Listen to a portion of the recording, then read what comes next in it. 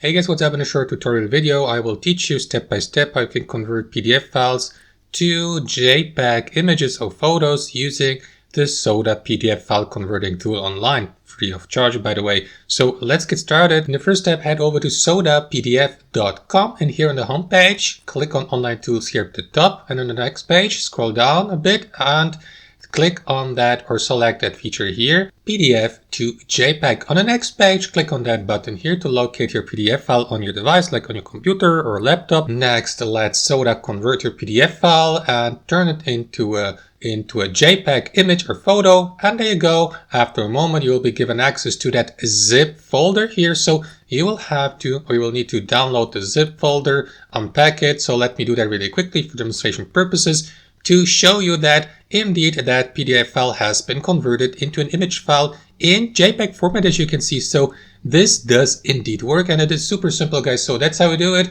Thanks for watching and have a wonderful day.